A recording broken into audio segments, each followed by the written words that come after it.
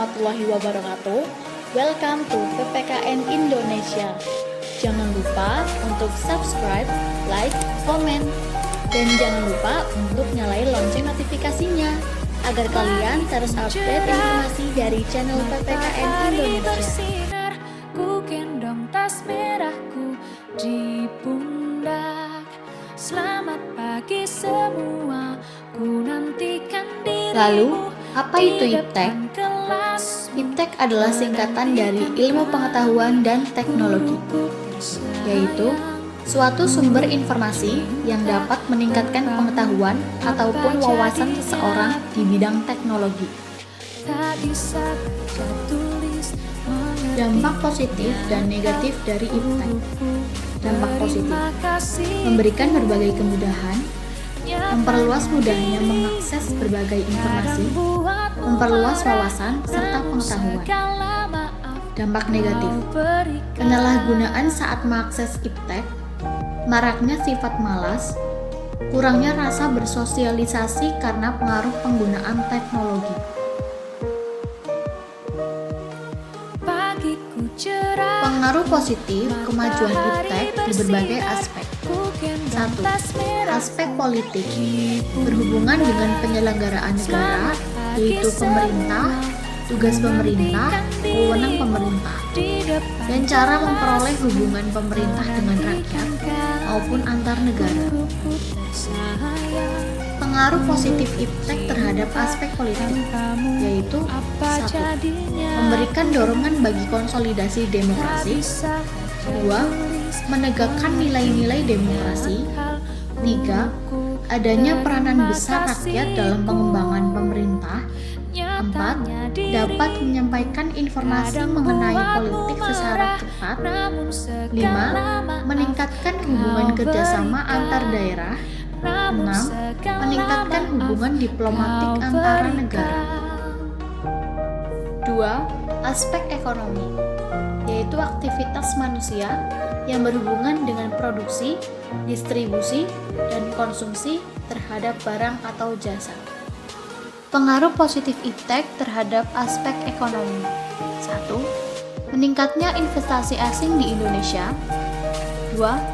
Terbukanya pasar internasional. 3. Meningkatnya kesempatan kerja. 4. Devisa negara meningkat. 5. Kesejahteraan masyarakat. 3. Aspek sosial budaya yang berhubungan dengan kehidupan sosial, pendidikan, seni, dan budaya. Pengaruh positif IPTEK terhadap aspek sosial budaya. 1. Tumbuhnya sikap percaya diri dan motivasi tinggi.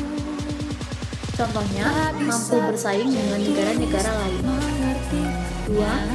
Dalam dunia pendidikan, menciptakan lingkungan belajar global. 3. Hubungan sosial antar masyarakat dapat berlangsung di mana saja dan kapan saja. 4. Dapat mengakses budaya antar suku, antar daerah, dan antar negara. 5. Penyebaran hasil kebijakan pemerintah dapat lebih cepat dan mudah disampaikan pada publik. 4. Aspek hukum, yaitu keseluruhan peraturan yang bersifat memaksa untuk melindungi kepentingan manusia di dalam masyarakat.